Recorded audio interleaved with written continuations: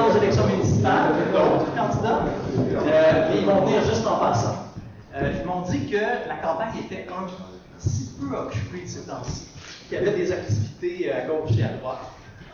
Donc voilà, ben, merci d'être là à cette présentation-là des Shifters Montréal, en association avec le projet Shift français, et avec Multitude, qui fait une semaine d'action concertée pour essayer d'amener certaines préoccupations aux élus municipaux. Suite à cette soirée-là, on va faire une communication aux candidatures municipales, puis il pourrait y avoir un suivi pour un événement similaire qui se passe en France pour les municipales françaises. On est très chanceux. Aujourd'hui, on a Gérard Baudet et Richard Charmeux, que je vais présenter davantage tout à l'heure, deux urbanistes, qui viennent nous présenter des réflexions qui sont issues de leur démarche qui a abouti notamment au bouquin Innovation municipale, sortir des sentiers battus. Ils vont présenter eux-mêmes à quel point il y a des choses pertinentes qui sont sorties de cette démarche. Moi, je m'appelle Benoît. Je suis relativement nouveau chez les Shifters Montréal. Ça fait longtemps que c'est des sujets d'intérêt pour moi. J'ai été lié au mouvement des coopératives d'habitation. Je suis un consultant en management et je m'intéresse beaucoup à ce qui se passe en politique. On a notre président, notre habituel, qui présentement est à Washington. Alors, il n'est pas disponible pour faire ce que je fais là. Alors, je m'improvise pour vous. Soyez clément. Donc, je vous fais une petite présentation des Shifters. Qui sommes-nous? Alors, les Shifters Montréal. Les Shifters, puis le projet Shift. Par curiosité, je demande qui est là pour la première fois et qui connaît absolument pas les Shifters? Oui, il y a deux questions. Jean-Philippe qui est derrière, c'est la personne à voir pour poser des questions sur les Shifters. C'est lui qui est notre initiateur. Si vous êtes intéressé par ce que je vais présenter, puis encore mieux, si vous voulez en savoir davantage, allez voir Jean-Philippe n'importe quand. Donc, projet Shift et Shifters, ça tourne autour de la sensibilisation sur une idée fondamentale, la double contrainte carbone. Par rapport aux énergies fossiles, ben, d'un côté, on a le problème des conséquences. Les changements climatiques, ça nous appelle à réduire nos émissions de gaz à effet de serre et notre utilisation des énergies fossiles. Puis de l'autre côté de cette double contrainte carbone-là, ben, il y a la raréfaction des ressources fossiles qui nous amène aussi à les réduire. Dans ce cadre-là, il y a des actions qui peuvent être prises au niveau municipal. Puis, avec la réflexion qui est liée avec les innovations du passé, on va voir qu'est-ce qui est possible aussi. Puis, vous êtes invités à discuter avec nous, puis surtout avec nos deux invités, de ce que vous souhaitez, puis de ce que vous croyez possible au niveau municipal, puis à poser des questions sur ce qui s'est fait, puis des pistes. Je pense que tout le monde ici est assez familier avec les enjeux climatiques. Je ne vais pas passer du temps à vous redire ce que vous savez déjà très clairement. La situation demande des actions. Puis au niveau de l'énergie, un clou sur lequel on tape beaucoup, c'est que toute activité économique demande de l'énergie. Puis que l'essor des 2 derniers siècles est très appuyé sur notre utilisation accrue des énergies fossiles.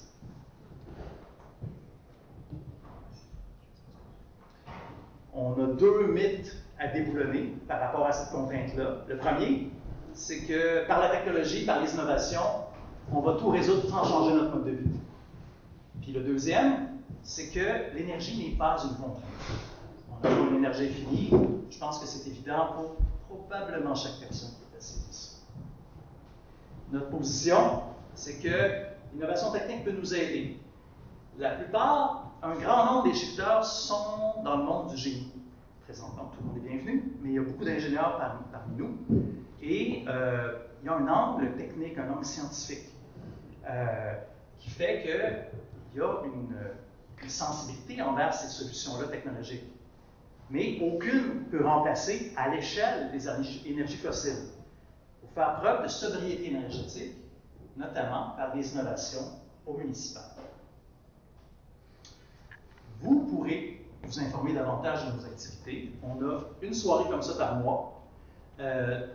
Habituellement, ça a été chez une firme de consultants qui nous reçoit.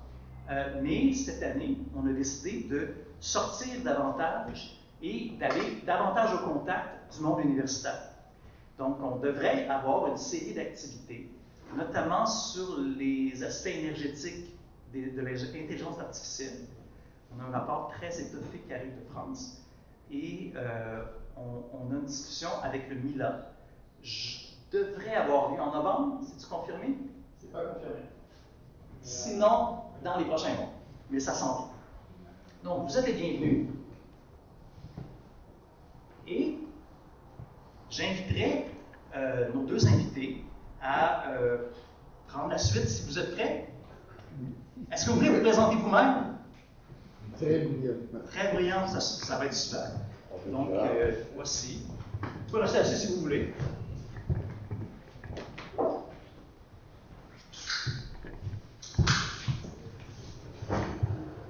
Bon, bien, bonsoir. Juste avant de me présenter par rapport aux énergies fossiles, il y a un ouvrage extraordinaire qui est paru il n'y a pas longtemps, La civilisation du charbon, qui explique à quel point l'utilisation du charbon en Grande-Bretagne concernait tout ce qui se passait dans cette société-là, y compris la cuisinière dans son quotidien. Et l'ouvrage est intéressant parce que, notamment à la fin, dans la conclusion, il suggère évidemment que nous avons un rapport similaire avec le pétrole, mais il ajoute que la difficulté avec le pétrole, c'est qu'il y a une invisibilité beaucoup plus grande, et c'est encore pire avec l'électricité et le nucléaire. Et donc, ce qu'il nous dit, c'est que ces énergies sont au cœur de faits de société, et ce ne sont pas que des énergies, ce sont même beaucoup plus que des énergies. Et pour faire un parallèle, dans une entrevue récente, je disais, l'automobile c'est un moyen de transport, l'automobilité c'est un fait de société. On attaque le moyen de transport et on n'est pas capable de changer le fait de société. Et c'est ça pour moi qui est un des grands enjeux, c'est quand c'est un fait de société, c'est pas mal plus compliqué. Donc, Gérard Baudet, je suis urbaniste, architecte au départ, urbaniste de formation. J'ai une carrière dans la pratique privée d'une dizaine d'années, après quoi je suis revenu sur les lieux du crime, donc à l'école d'urbanisme, à l'Institut d'urbanisme où j'avais étudié.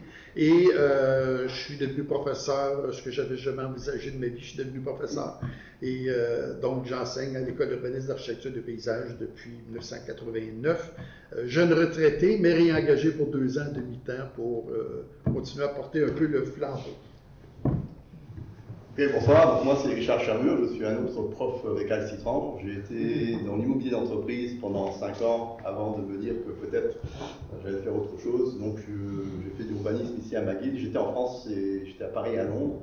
Je suis venu ici pour des raisons familiales, j'ai fait ma maîtrise de mon doctorat ici. Je suis géographe économique de base, je m'intéresse beaucoup à l'innovation dans les entreprises, mais je suis devenu aussi urbaniste. Et je m'intéresse à l'innovation municipale, d'ailleurs grâce à Gérard qui m'a introduit à l'idée. Donc, l'innovation municipale, petite mise en contexte. En 2004, le Conseil de la science et de la technologie a reçu un mandat du gouvernement du Québec d'explorer la question de l'innovation dans le monde municipal. Quand les gens ont eu la commande, ils ont eu l'impression qu'ils perdraient leur temps. Et ils ont approché un certain nombre de personnes à l'extérieur, dont moi, qui pratiquais en milieu professionnel, qui avait pratiqué en milieu professionnel, beaucoup auprès des municipalités. Et je leur avais dit, vous allez avoir des surprises. Et effectivement, ils ont eu des surprises. Ils ont constaté qu'il y avait de l'innovation. Ils ont constaté, évidemment, que l'innovation ne se concevait pas, puis on va y revenir abondamment tantôt, ne se concevait pas comme en entreprise. C'est un autre monde, c'est un autre univers. Ça ne se conçoit même pas comme dans les grandes missions de l'État, par exemple, dans le domaine de la santé, dans le domaine de l'éducation. On n'a pas ce rapport à l'innovation dans les municipalités, c'est une autre chose. L'année suivante, en 2005, Sous l'influence de ce rapport, l'Union des municipalités du Québec a décidé de créer le prix Mérite-Ovation. Mérite-Ovation, c'est un prix qui est donné par catégorie, dépendamment des années. Il y a 6, 7 ou 8 catégories. Donc, ça peut être la gestion, ça peut être l'aménagement du territoire, ça peut être le transport, ça peut être les sports et les loisirs. Et donc, les gens déposent des candidatures. Ça varie entre 90 et 120 candidatures à chaque année. Des candidatures qui viennent du monde municipal en général. Il ne faut pas être membre de l'UMQ. Donc, on peut être membre de la FQM, de la Fédération québécoise des municipalités. Il y a des MRC qui présentent. Et il y a un jury qui évalue les prix, qui retient une vingtaine de finalistes à chaque année. Les finalistes sont présents aux assises de l'UMQ. Et il y a 7 ou 8 lauréats dans leur catégorie qui sont identifiés. Et donc, le prix a été créé en 2005. Dans les premières années du prix, j'ai fait un certain nombre d'interventions dans toutes sortes de milieux, notamment l'UMQ, mais pas exclusivement, dans des colloques sur l'innovation. C'est pas ma tasse d'été, c'est pas ma spécialité, mais comme j'avais accompagné le conseil, puis comme j'ai tendance à m'intéresser à peu près n'importe quoi et à tout, je disais oui quand on me demandait si j'étais disponible. Et donc, j'ai commencé à découvrir un peu ce monde-là. Et les gens de l'Union des municipalités du Québec m'ont demandé de devenir membre du jury. C'est un jury qui est constitué de gens, la moitié des universitaires, la moitié des gens qui viennent des retraités de ministères ou de municipalités, dans différents champs, pour avoir un panorama étendu de compétences pour être capable de juger l'ensemble du prix. Et donc, en 2000, ça fait 16 ans en fait que je suis membre. J'entame ma 17e année comme membre. Après quelques années, je savais que Richard s'intéressait à la question de l'innovation. Et donc, j'en avais parlé à Richard et j'ai approché les jeunes de l'UMQ en disant est-ce que vous ne seriez pas intéressé à demander à quelqu'un qui s'y connaît de faire un bilan? Est-ce qu'effectivement, on a raison de penser qu'il se fait de l'innovation dans le monde municipal? Quelle est la spécificité de l'innovation? Et donc, ils ont engagé Richard, qui a fait une expertise, pour en parler brièvement tantôt, qui a fait une expertise, qui a publié des textes là-dessus. Et à l'UMQ, on a aimé son expertise et on lui a demandé de venir joindre le jury. Et quelques années plus tard, à l'occasion du 100e anniversaire de l'Union des municipalités du Québec, qui était aussi le 15e anniversaire du prix, j'ai suggéré à l'UMQ de publier un livre qui ferait une espèce de synthèse sur ce qu'est l'innovation dans le monde municipal, sachant que si l'UMQ s'engageait, parce qu'il s'est engagé en parallèle avec un livre sur l'histoire de l'UMQ, les 100 ans, donc, sachant que s'ils s'engageaient, ils achèteraient des copies pour qu'il y en ait au moins un exemplaire dans toutes les bibliothèques municipales du Québec, que les élus en aient un exemplaire. Et je me disais, c'est une bonne façon de faire connaître le prix, c'est une bonne façon de sensibiliser des gens qui sont des nouveaux élus qui connaissent peut-être pas la chose, puis c'est une façon de montrer que oui, vous innovez, oui, vous faites des choses intéressantes, ça mérite d'être connu, ça mérite d'être davantage exploré. Et donc, c'est comme ça qu'on a publié ensemble le livre. Rapidement, Option Politique nous a demandé de faire un article pour expliquer le pourquoi de ce livre-là. Donc, on a rapidement compris qu'il y avait un intérêt. Le Devoir avait publié un long article sur le livre et l'innovation. Donc, on a compris qu'il y avait un intérêt pour la chose. Et lors de la dernière réunion du jury, il y a quelques semaines où on a commencé à planifier la prochaine mouture, les appels de candidature au mois de décembre, j'ai mentionné que ce serait intéressant que l'UMQ supporte des initiatives pour aller parler de l'innovation municipale en dehors du monde municipal. Et donc, quand on a été approché pour venir en discuter, je me suis dit, pourquoi pas? Puis ça va être une façon, dans quelques temps, de dire aux gens de l'UMQ, vous savez, on est allé à quelque part et ça intéresse les gens. Trouvez donc une manière de faire donner plus d'exposition à ce prix-là, notamment pour que les municipalités s'engagent encore davantage dans l'innovation. Parce qu'il faut dire que, à la longue, on a constaté que dans certaines municipalités, on a presque bâti une culture de l'innovation. Gatineau, Terrebonne, Trois-Rivières sont des villes qui déposent des candidatures presque à toutes les années, puis des fois, ils en déposent 2 et 3. Il y a des petites municipalités aussi qui sont presque des réguliers du prix. Et donc, ça aussi, c'est un aspect intéressant, la manière dont les municipalités peuvent construire une culture de l'innovation dans différents domaines de compétences. Bon, je vais me déplacer parce que j'ai une petite présentation.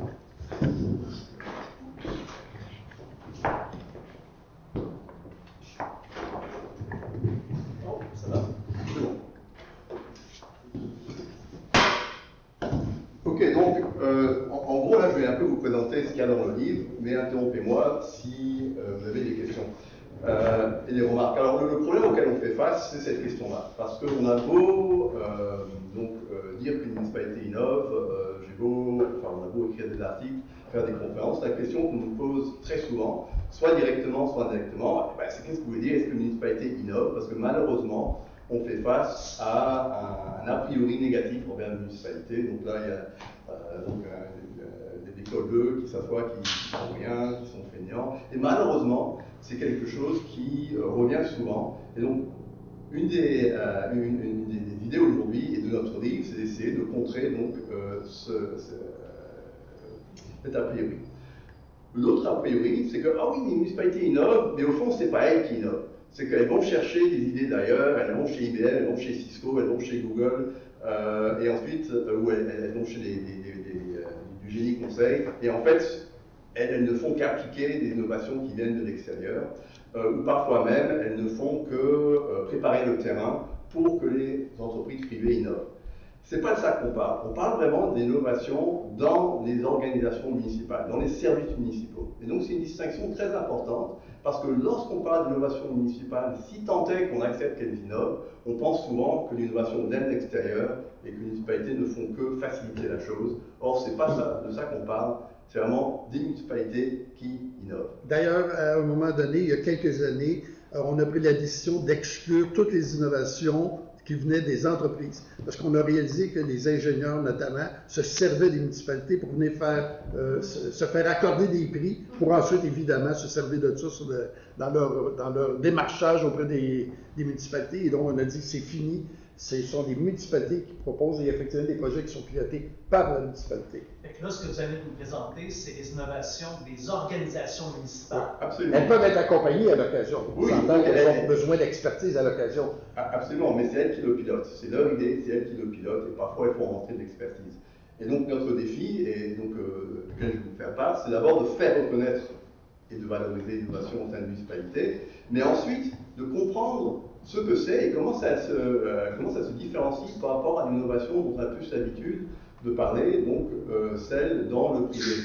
Moi, je viens donc beaucoup de mes études avant de regarder ça étaient sur l'innovation dans les PME, et donc moi, ma conceptualisation d'innovation, ce sont des entrepreneurs qui voient une possibilité de faire du profit, qui arrivent à amasser le financement et les moyens, et qui ensuite vendent leur innovation dans un marché, vont chercher un brevet. Et donc, cette conceptualisation-là, qui est assez courante, eh bien, est-ce qu'elle s'adapte aux municipalités? Et surtout, comment ça diffère dans les municipalités? Parce que ce n'est pas la même chose, mais on peut quand même s'inspirer de cette histoire, au moins pour commencer.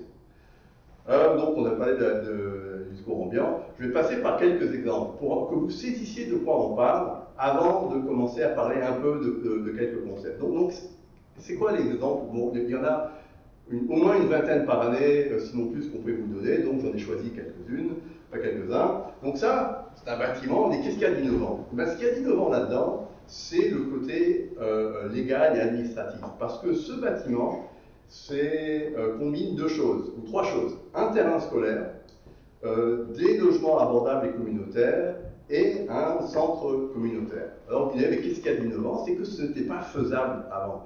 Il n'y avait aucun moyen légal pour que donc un terrain qui appartient à une commission scolaire devienne un terrain communautaire. Ce n'était pas possible. Et encore moins d'avoir un bâtiment à utilisation mixte. Il fallait que ce soit soit des logements abordables, soit un centre communautaire. Il n'y avait pas moyen de faire les deux. Et donc l'innovation ici, c'est le montage. C'est le fait d'avoir travaillé de manière, pendant plusieurs années, pour faire en sorte, en partie, de se servir des lois et des réglementations existantes, mais un peu de les interpréter comme il fallait, et aussi de faire passer une loi spéciale à Québec pour permettre ce développement. Autrement dit, les innovations municipales, ce n'est pas que technologique, c'est aussi souvent dans le côté administratif et les moyens de faire.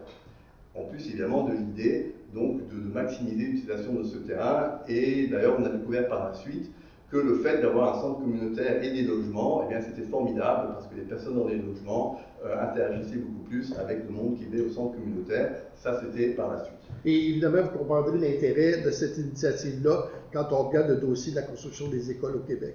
Où une école, c'est un bâtiment sur son terrain avec sa cour. Il n'y a pas moyen de l'intégrer dans un complexe immobilier. tout est figé et à Québec, personne ne veut bouger. Et donc, ce genre d'initiative permet de dire, écoutez, ça se fait ailleurs, on le sait, ça se fait en France notamment, mais ça pourrait se faire aussi au Québec. Et on a les mécanismes pour être capable d'y arriver. Il s'agit évidemment de débranler les colonnes du temple. Alors, un autre exemple qui est peut-être plus classique, nous vient de Trois-Rivières, donc une des villes qui ont vraiment une culture d'innovation. À chaque année, à tous les 2 ans, ils proposent des choses. Et ce qui est particulier ici, c'est que souvent, pas toujours, ils font des innovations donc dans plusieurs domaines, mais très souvent c'est lié à l'informatique.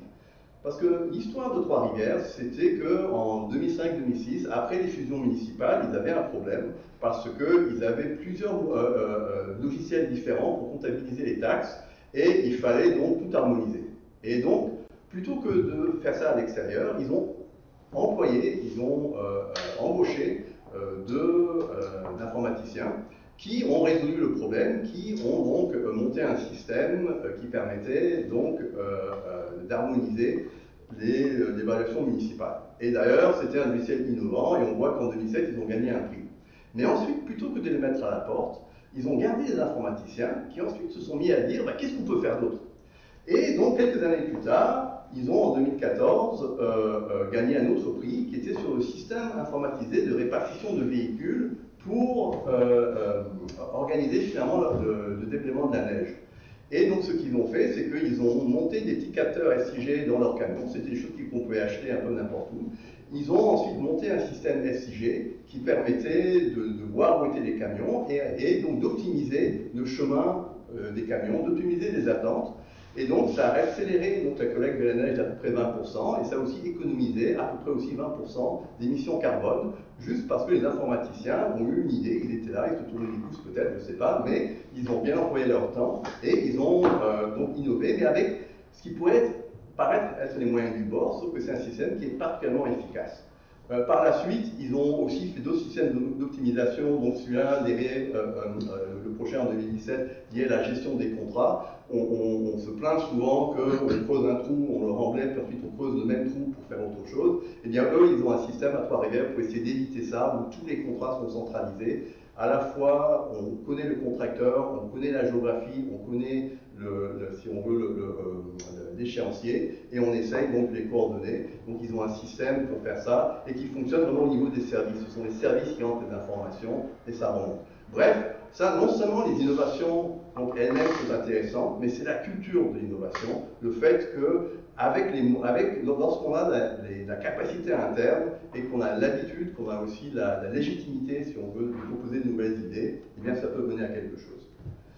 Ça, c'est un exemple que j'aime bien, parce que ça, c'est vraiment une innovation tout à fait, d'abord technologique, matérielle, et vraiment qui a été inventée par un pompier. C'était dans l'Outaouais, où ils ont pas mal quand même d'abord de collines et de ruisseaux, et aussi ils ont donc parfois à faire face à des feux assez loin des citernes.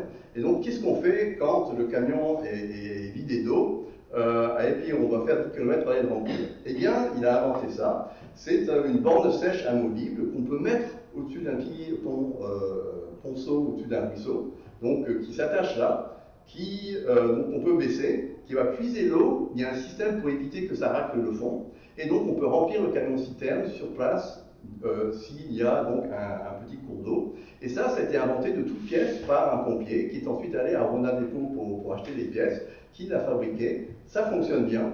Il a donc, on a reproduit plusieurs dans l'Outaouais. Et une des particularités de l'innovation municipale, et on y reviendra, c'est que ces innovations sont partagées. Il n'y a pas de brevet, il n'y a pas donc de propriété intellectuelle. Au contraire, l'Outaouais, ou Val-des-Monts dans ce cas-là, était très prêt et très volontaire à partager cette idée avec qui voulait bien donc de reprendre. Et ça, c'est quelque chose de particulier avec l'innovation municipale, c'est que, et d'ailleurs qui est reflété par le prix Innovation, qui est pour partager ses idées, donc ça se diffuse, mais ça se diffuse via le partage. Ça, c'est un autre exemple, et là on touche peut-être un peu plus au carbone. Ça, c'était à Châteauguay. Ils avaient donc des camps d'été, et avant c'était des bus qui allaient prendre les enfants, ou alors les parents amenaient leurs enfants en voiture. Châteauguay a organisé ce qu'ils appellent une ligne de vélo, qui était organisée de telle sorte qu'il y avait des responsables qui, tous les matins, faisaient un chemin, et les jeunes, donc, se rattachaient à la ligne de vélo, pour qu'à la fin, il y avait une vingtaine, une trentaine de vélos qui arrivaient au camp du jour, et donc, il y avait 20 ou 30 voitures de moins, donc, qui faisaient le chemin. Et ce qui est particulier, c'est d'abord le côté organisationnel, parce qu'il n'y a pas de technologie nouvelle, c'est l'organisation, c'est le fait d'avoir eu l'idée et d'avoir mis en place qui est important. Pour aucune idée, donc, comme dans beaucoup de villes, donc de banlieues, il y a pas mal de pistes cyclables qui ne sont pas souvent utilisées. Les parents ont un peu peur que leurs enfants se servent du vélo. Les enfants s'en servent peut-être un peu pour le loisir, mais pas comme un moyen de transport. Et l'idée ici, c'est non seulement d'amener des enfants au camp du jour, mais c'est aussi de les conscientiser au fait que le vélo peut être un moyen de transport, peut être viable, et de faire en sorte que les parents prennent un peu plus confiance que leurs enfants fassent du vélo. Donc ça, parfois quand on monte des innovations comme ça, sans vraiment comprendre le contexte, on dit ben, il y a quoi d'innovant là-dedans? Donc j'essaie quand même de vous expliquer le raisonnement qui a fait qu'en tant que jury, on a pensé que ça, c'était une innovation qui était très porteuse. Là, on s'en vient vraiment à l'énergie, et ça, donc les 3,5 millions en redevance, c'est le 4 septembre 2025, donc c'est juste il y a quelques semaines, c'est sorti. C'est quoi? Il s'agit donc d'une régie intermunicipale d'énergie. C'est plusieurs MRC, donc Gaspésie, Bas-Saint-Laurent et nos municipalités se sont mis ensemble pour dire, nous, on a du vent, il y a une filière éolienne, mais qui est relativement peu exploitée, et en plus qui est souvent exploitée donc, par Hydro-Québec ou par le privé. Eh bien, nous, on va faire notre propre régie d'énergie, et c'est nous qui allons faire construire donc, des éoliennes et les gérer, et ensuite recevoir donc, les redevances. Donc, ils vont monter ça. Maintenant, on voit que ça commence à leur livrer de l'argent. Mais ce qui est particulièrement intéressant, c'est la collaboration qu'il y a eu entre tout un ensemble de municipalités, y compris des municipalités qui étaient plus vers Québec, parce qu'il ne s'agit pas seulement de construire des éoliennes, il faut aussi faire passer le réseau, il faut aussi livrer l'électricité. Et donc, il y a des municipalités qui n'ont aucune éolienne sur leur territoire, mais qui reçoivent aussi des redevances pour les droits de passage. Donc, il y a un côté vraiment de diplomatie municipale qui a eu lieu pour faire fonctionner cette régie, et c'est vraiment exceptionnel. On voit maintenant que cette régie a du rendement et que c'est les municipalités qui se sont pris en charge pour mettre en place cette régie. Et le dernier exemple, c'est celui donc de Saint-Hyacinthe qui, il y a plusieurs années maintenant, c'était 2016-2017, ont monté une usine de biométhanisation municipale. Et donc il y avait donc de l'argent disponible au niveau fédéral et au niveau provincial, mais encore fallait-il qu'un ingénieur de Saint-Hyacinthe soit au courant de ça et se dise ben, moi je vais aller voir ce qui se fait en Europe. Donc il a voyagé en Europe, il est allé voir une usine de biométhanisation, il est revenu avec un plan, il a monté le dossier, il a donc le dossier est passé par le conseil municipal, ils ont réussi à avoir de l'argent, ils ont construit leur usine. Mais tout ça s'est fait aussi avec un changement culturel à l'intérieur de Saint-Hyacinthe. D'abord, leurs véhicules maintenant fonctionnent beaucoup plus au méthane. Je ne sais pas si c'est à 100%, et comme beaucoup de leurs véhicules sont au méthane. Ils ont conscientisé les élèves des écoles au recyclage, parce que avec les déchets alimentaires, évidemment, on peut créer du méthane. Et donc, il y a eu aussi une tentative de transformation, si on veut, de la culture au niveau de la municipalité pour passer au biométhane. Ils ont négocié un contrat avec Gaz Métro, qui maintenant est Énergir, pour vendre leur surplus. Et en plus, maintenant, ils font rentrer les déchets de 25 municipalités autour donc, de Saint-Hyacinthe, parce que leur usine est particulièrement performante. Ils n'arrivent pas donc à avoir suffisamment de déchets. Et donc ça, tout est venu. Oui, effectivement, il y avait des incitatifs, mais encore fallait-il qu'un ingénieur municipal se dise ça c'est une bonne idée, et puis qu'il monte le projet, qu'il aille le chercher et qu'il fasse ce changement culturel. Donc, lorsqu'on parle d'innovation municipale, c'est de ça qu'on parle. Alors, on n'a pas de la mise en valeur, donc on ne va pas passer là-dessus. On va regarder quelles sont les particularités de l'innovation municipale par rapport à l'innovation dans le privé. Alors, d'abord, il y a des ressemblances. Et les ressemblances, c'est important d'être conscient qu'il y a des ressemblances. D'abord, il faut une bonne idée. Hein, comme toute innovation, ça part d'une bonne idée. Il faut développer cette idée via la recherche et le développement. Tous les exemples que je viens de donner ont eu une phase de recherche. Même le pompier avec son tuyau, c'est pas juste venu au hasard. Il a réfléchi au problème, il a essayé de dire ben, quel type de solution, et donc il a trouvé une solution, encore plus pour des recherches donc, au niveau administratif et légal pour faire monter le bâtiment à Québec. Il y a toujours une phase donc, de recherche avant cette innovation, comme dans le privé. Sauf que très souvent, lorsque c'est une recherche sur des outils administratifs, sur comment faire monter des éoliennes, on n'appelle pas ça de la recherche, mais c'est de la recherche. Donc les gens réfléchissent, essayent de trouver des solutions. Un exemple d'un cas très pittoresque, c'est quelqu'un qui avait lu dans une revue, je ne me rappelle pas dans quel domaine, quelque chose qui s'était fait au Japon. Il a contracté les gens du Japon avec des lettres Google Translate, évidemment, parce qu'ils ne parlaient pas japonais. Ça a été bancal complètement pendant les premières semaines. Mais à un moment donné, c'est devenu assez concluant pour que la municipalité décide d'appuyer la démarche en bonne et due forme pour être capable d'aller chercher l'expertise dont ils avaient besoin. Donc il y a la R&D, il y a ensuite les projets pilotes. Donc on ne les lance pas comme ça, souvent, bon, moins peut-être pour le bâtiment de Québec, parce qu'il fallait tester pas mal d'idées avant d'y arriver, mais il y a souvent pour des plus petits projets, par exemple pour les vélos à Châteauguay, ils essayent, ensuite ils corrigent le tir pour faire en sorte que ça fonctionne, et ensuite on le déploie. À Châteauguay, le déploiement était à l'interne sur plusieurs années, évidemment la régie d'énergie a été déployée et maintenant elle fonctionne. Mais donc, il y a un déploiement, et puis toutes ces phases-là, pour ceux qui connaissent un peu la théorie de l'innovation, eh bien, c'est des phases schumpeteriennes de l'innovation. Donc, j'emploie un terme un peu technique, mais si on veut, c'est la théorie de l'innovation qu'on trouve dans le privé, et ça s'applique quand même pas mal au public. Et il y a l'entrepreneur. Je parlais donc de l'ingénieur de Saint-Hyacinthe. C'était lui l'entrepreneur, c'est lui qui a fait bouger le projet. Pour chacun des projets, il y a toujours une personne ou un directeur de service qui se dit « cette idée, ça vaut la peine que je m'y lance ». Et donc, même si le concept d'entrepreneur, on l'associe souvent au privé, l'entrepreneuriat, c'est-à-dire quelqu'un qui prend le projet et qui le fait avancer, on le trouve aussi au sein des municipalités. Alors ça, c'est les ressemblances. Maintenant, quelles sont les différences avec l'innovation dans le privé? Et c'est important de les avoir en tête parce que si on essaye d'expliquer l'innovation, bon, je suis allé à HEC, puis j'essaie d'expliquer aux étudiants l'innovation municipale, eh bien, on dit oui, mais. Et donc, oui, mais il n'y a pas de marché. Ils ont raison, il n'y a pas de marché. Or, dans la théorie d'innovation, l'idée, c'est que la preuve d'innovation, c'est la vente sur le marché. Donc, il n'y a pas de marché.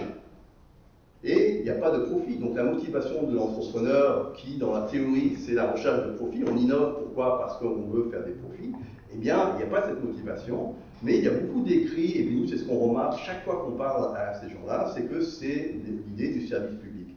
Il y a dans les municipalités, mais aussi dans d'autres administrations publiques, cette idée qui est validée par des recherches, mais que nous on observe aussi, cette idée de service public. Ils le font parce que c'est bien pour la communauté, parce que c'est bien que la municipalité soit plus efficace. Et oui, dans une ère où on a du mal à comprendre qu'on puisse être motivé par autre chose que le profit, et bien nous, à chaque année, lorsqu'on est membre du jury, on constate qu'effectivement, il y a d'autres motivations que celui que de faire de l'argent.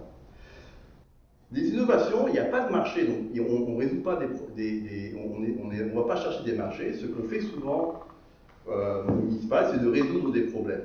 Beaucoup des innovations ou des idées viennent d'un chef de service, d'un employé qui observe un problème et qui se dit qu'est-ce que je pourrais faire pour l'améliorer. La borne amovible, c'est un pompier qui voyait qu'on avait du mal à remplir les citernes des camions en campagne et qui a trouvé une solution.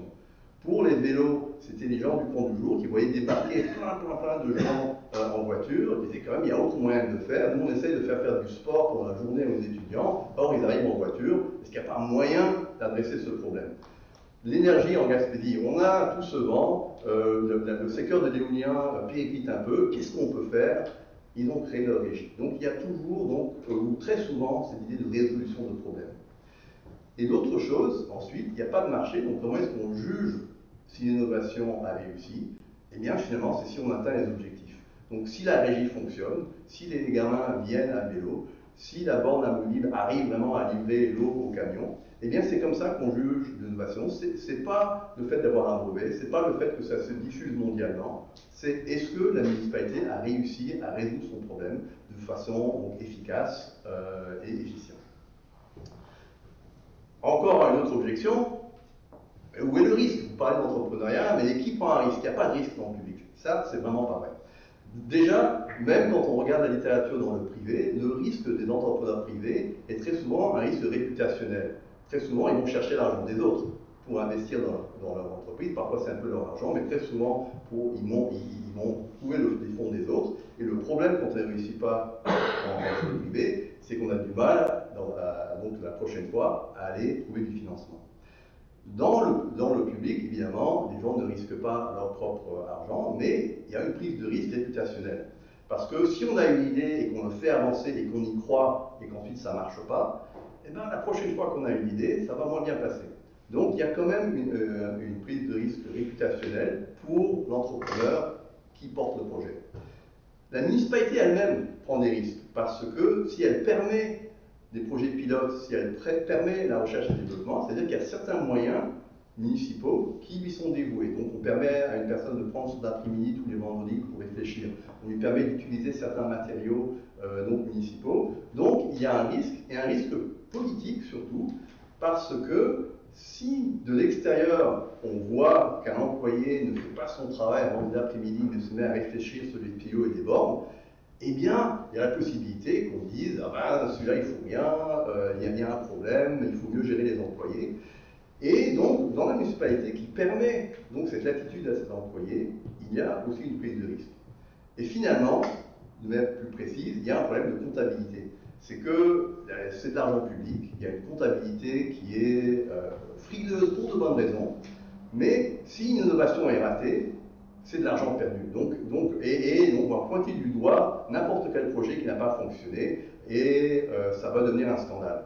Alors que dans le privé, si on perd de l'argent, vous avez pris un risque, vous n'avez pas réussi, ben, tant mieux pour vous. Donc il y a une attitude différente vis-à-vis du risque dans le public et dans le privé, donc il faut être conscient. Et donc les municipalités qui permettent ces innovations, qui investissent dans ces innovations, eh bien, prennent un risque purement comptable, parce que si jamais on découvre, bon, si l'innovation marche, tout va bien, mais si ça ne marche pas, là, il y a le risque donc d'un prix à payer beaucoup plus grand que lorsqu'on est dans le privé. Donc il y a du risque dans le public.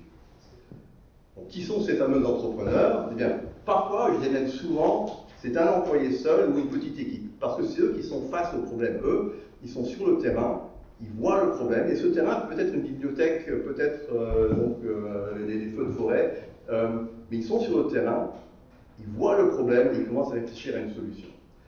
Parfois, c'est le chef de service qui capte les idées de ses employés et dit bah, tiens, on préfère autrement.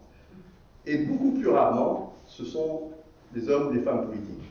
Ce n'est pas que ces gens-là n'ont pas de bonnes idées, c'est qu'ils ne sont pas sur le terrain comme le sont les gens des services. Par contre, le rôle des politiques est très important parce qu'ils peuvent soit créer un climat où les idées sont bien reçues, où on permet un peu de latitude, où on permet l'expérimentation, où ils peuvent être très contrôlants et dire absolument pas, nous on ne permet pas à cet employé à réfléchir, à y tester quelque chose. Et donc les hommes et les femmes politiques jouent un rôle très important de permission et de créer une ambiance qui permet l'expérimentation, et bien que moins souvent ce soit eux qui ont l'idée ou qui sont les porteurs de projets. Parfois ça arrive, mais c'est plus rare. Lorsqu'on innove dans le monde public, mais surtout dans la municipalité, parce que c'est très territorial, il n'y a pas d'externalité. C'est quoi une externalité? C'est une conséquence d'innovation finalement qui n'est pas payée par la personne qui innove. Donc par exemple, on peut innover dans le privé, et puis si on met 25 personnes à la porte, c'est pas grave, on est devenu plus efficace. Mais si une municipalité a une innovation qui met 25 personnes à la porte, eh bien ça devient 25 clients de plus, peut-être pour leur logement social. Donc, pareil pour si on fait de la pollution, dans le privé, c'est pas grave, c'est la municipalité qui va nettoyer. Si la municipalité a une innovation qui pollue, eh bien c'est la municipalité qui va devoir nettoyer. Donc, à la différence du privé, une municipalité doit vraiment réfléchir un peu plus aux conséquences de son innovation. Et d'ailleurs, ce serait quelque chose que peut-être le privé devrait plus faire, mais qu'il ne fait pas assez. Et donc, et pourquoi je souligne ça? C'est que très souvent, on dit oui, mais les municipalités sont lentes, elles innovent lentement. C'est vrai qu'elles innovent lentement, mais c'est parce qu'elles doivent réfléchir aux conséquences de leur innovation. C'est très facile de bouger vite et de tout casser. Hein? Move fast and break things. Ça, c'est facile. C'est beaucoup plus difficile d'avancer en innovant, mais sans casser les choses, et de faire attention à ce que les conséquences d'innovation soient bien prises en compte avant vraiment de l'introduire. Et une autre raison, mais qui rejoint un peu celle que je viens de dire, c'est que les citoyens n'ont pas le choix.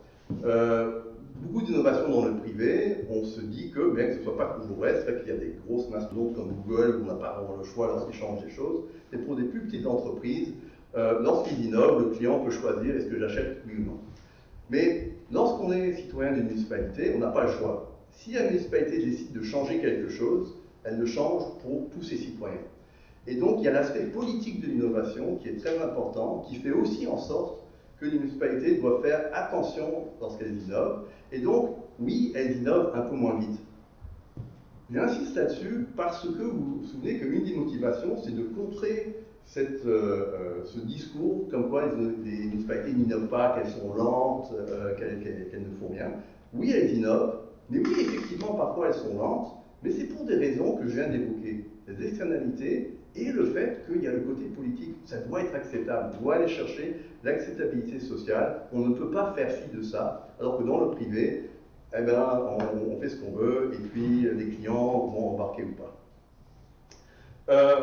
Finalement, je pense que j'arrive à la fin, la propriété intellectuelle et les capacités internes. La raison pour laquelle Gérard a dit qu'on met de côté des innovations qui sont vraiment dirigées de l'extérieur. Il faut que vraiment ce soit la municipalité qui soit le maître d'œuvre de ces innovations.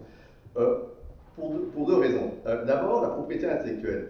C'est que si une municipalité innove, mais grâce finalement à des idées qui viennent de l'extérieur, elle n'est pas propriétaire de ces innovations. Donc, il y a beaucoup de municipalités qui nous viennent avec des nouvelles applications, des nouveaux sites web, des nouveaux utilisations donc, du SIG et tout ça. Mais on regarde de près, est-ce que c'est eux qui l'ont mis en œuvre, est-ce que c'est eux qui ont la propriété, ou est-ce que la propriété intellectuelle vient de l'extérieur? Parce que si elle vient de l'extérieur, ça veut dire qu'on devient redevable, qu'on va payer des redevances, et finalement qu'on est embarqué dans un système de coûts à n'en plus finir. Si par contre la propriété est interne, ça veut dire qu'on a développé les capacités internes, et qu'on peut donc remettre à jour. On peut donc améliorer les choses à l'interne, d'une part, et d'autre part, comme on a vu à Trois-Rivières, peut-être aussi se servir de ses capacités pour faire autre chose. Donc le fait d'innover repose sur les capacités internes, mais en plus les développe. Ce qui veut dire que parfois, surtout là aujourd'hui où il y a plein d'innovations autour des applications et tout ça, parfois il vaut mieux avoir une application qui fonctionne un peu moins bien au départ, mais qui est à l'interne et qu'on pourra ensuite améliorer, que d'avoir la meilleure application possible rapidement et d'avoir aucune capacité interne. Donc, ça, c'est quelque chose dont il faut tenir compte. La mesure de la nouveauté, voilà, on arrive à la conclusion, je pense, oui. C'est donc, et je l'ai évoqué tout à l'heure, il n'y a pas de grand marché pour l'innovation, donc on regarde un peu comment ça se diffuse, mais c'est surtout, est-ce que ça a réussi à l'interne? Est-ce que vraiment l'innovation donc, a permis de résoudre le problème et de manière donc, efficace dans le coût, puis efficiente dans la résolution de problèmes. Et ça se décide parfois au niveau du conseil municipal, parfois au niveau de la population, parfois au niveau des élections, mais il faut vraiment qu'il y ait un genre de débat à l'interne de la municipalité pour voir si l'innovation a réussi. Si c'est une petite innovation, elle se fera vraiment au sein de l'organisation. Si c'est une grande innovation qui chamboule la municipalité, eh bien, ça se fera aux élections. Donc, pour conclure, on a donc déployé un énorme effort pour valoriser, pour faire reconnaître, pour comprendre et pour réseauter. Donc le réseautage et les échanges entre les municipalités est très important parce que c'est comme ça que ça se diffuse. Le prix Mérite Innovation, c'est un moyen en fait de promouvoir et de diffuser cette innovation. Nous, on est sur le jury et c'est l'UMQ vraiment qui essaye de faire ça pour faire en sorte que ces bonnes idées elles soient reproduites ou pas reproduites exactement, mais qu'elles inspirent, si on veut, les municipalités ailleurs. Donc voilà, merci.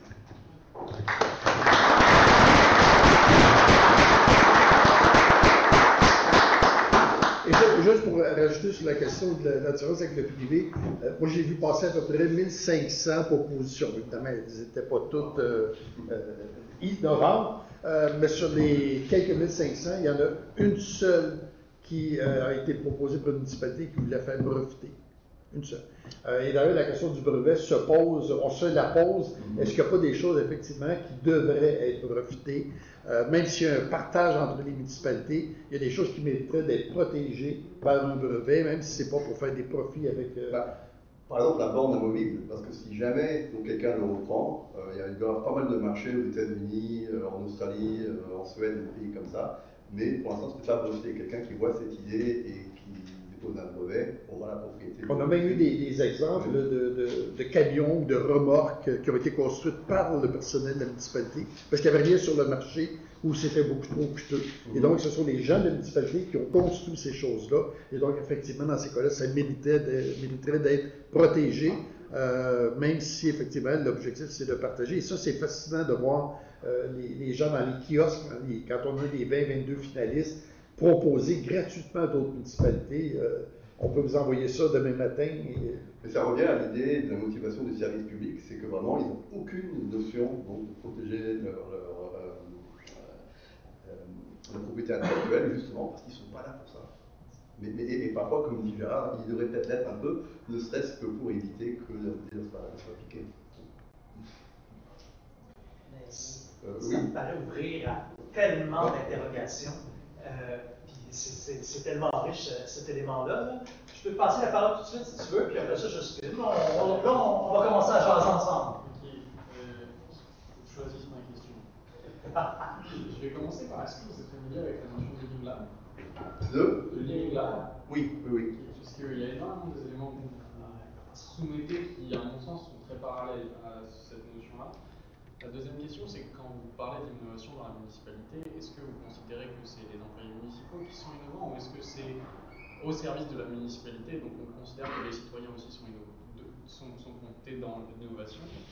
Parce que sous-tendu de ça, je me demande, là vous avez donné des externalités, des exemples, mais c'est super que le pompier il ait eu l'envie, puis l'effort, puis de le faire tout seul, puis c'est féliciter son effort, mais comment on catalyse? Parce que pour moi, l'innovation, c'est de la créativité, et la seule chose que j'ai compris de ma vie sur la créativité, c'est que ça vient de l'effervescence. Et je me demande, est-ce que vous avez identifié pour vous des jalons ou des mécanismes qui créent l'effervescence? Parce que... Oui. Alors d'abord, la première chose, c'est que nous, notre périmètre qu'on a regardé, c'est l'organisation municipale. C'est la municipalité et ses services. Ça ne veut pas dire que les citoyens ne peuvent pas jouer un rôle, mais on n'a pas regardé. Sauf dans le fait qu'il faille que les citoyens acceptent ce qui est fait, mais ils peuvent aussi être source d'inspiration. En ce qui concerne l'effervescence, on n'a pas regardé ça spécifiquement, mais comme ce qui rend effervescence, et c'est souvent les employés ou les chefs de service créatifs, c'est lorsqu'ils sont face à un problème. Et ils ont deux choix. Soit ils disent, le problème est là, on ne va rien faire. Et eux, ils ne sont pas innovants, on n'en parle pas. Mais ceux qui se sont dit, il y a un problème, puis moi je suis déterminé, je vais le changer, c'est de là que vient l'effervescence. Il y a une innovation que j'ai bien aimée, qui n'a pas été primée, mais j'ai vraiment aimé. C'est des gens, des travailleurs d'école bleue qui devaient planter des fleurs. Vous savez, des fleurs qui sont à 45 degrés, où on a le nom de la municipalité. Les écoles bleues, ils vieillissent. Ils avaient 20 ans, maintenant ils en ont 45, ils commencent à avoir mal au dos. Donc, et eux, ça les embêtait. Plutôt que de dire, on ne va plus planter ça, ils ont dit non. Ce qu'on va faire, c'est qu'on va prendre, les petites plantes sont souvent sur un chariot, à peu près de profondeur, à peu près 1 mètre de haut et plein. Eh bien, ils ont fait en sorte que ça pivote pour justement qu'ils puissent le prendre au même angle qu'ils allaient les mettre, et donc ça réduisait leur mal de dos. Et ça, l'effervescence est venue d'un énervement. Moi, j'ai mal au dos, j'ai envie de faire ma job, qu'est-ce que je vais faire? Tiens, je vais inventer un petit truc pour que ça fonctionne. Et alors ça, c'est un peu un petit exemple, mais à un autre bout d'échelle, il y a la régie en Gaspésie, on est entouré de vent, on a une filière éolienne qui périclite un peu. Qu'est-ce qu'on va faire? Eh bien, on va se mettre ensemble, et non seulement on va se mettre ensemble, on va faire en sorte que la régie qu'on monte va nous apporter des revenus. Et ça aussi, c'est la source, c'est qu'il y a un problème, il y a un énervement qui rend les gens effervescents. Et je ne sais pas si toi, tu as autre chose à... Oui, on est ouvert aux propositions qui proviennent de municipalités en collaboration avec, par exemple, les groupes sociaux communautaires. On a eu il y a quelques années une initiative extrêmement intéressante c'est deux petites municipalités, il me semble que c'est à la limite entre le Bas-Saint-Laurent et le centre du Québec, et ils avaient des problèmes en agriculture. C'était deux municipalités rurales, des très petites municipalités, là, 350, 400 habitants, et ils avaient de sérieux problèmes. Et évidemment, la solution, c'était de faire comme tout le monde. On fait venir des Mexicains, puis on les retourne chez eux à la fin. Mais là, ils se sont dit, ce problème qu'on vit à chaque année, il va se doubler d'un autre problème très rapidement, c'est la relève sur les fermes. Et donc, plutôt que d'emprunter cette formule, ils se sont dit, comment est-ce qu'on pourrait régler notre problème au quotidien, mais en même temps se donner les moyens d'assurer une relève. Et là, ils se sont mis à fouiller. Ils sont allés à l'international et ils ont découvert, je pense qu'au Cambodge, des gens qui étaient dans les milieux agricoles et qui avaient des pratiques très fortement assimilables à celles du Québec. Et là, ils ont commencé à avoir des échanges avec ces gens-là dans l'objectif de faire venir non pas des ouvriers agricoles temporaires, mais des familles d'agriculteurs qui décideraient de s'installer. Et là, ils ont mis en place à la municipalité toute une série de mécanismes, parce que quand ils arrivent en famille, bien évidemment, il faut les accompagner dans leur acculturation au Québec. Et donc, il faut accompagner les femmes pour qu'elles puissent suivre des cours de français, il faut les accompagner pour qu'elles puissent suivre des cours de conduite automobile, aller chercher les permis, entrer les enfants à l'école. Et donc, les deux municipalités ont mis en place toute une structure d'accompagnement pour que les agriculteurs puissent bâtir un avenir dans cette communauté-là.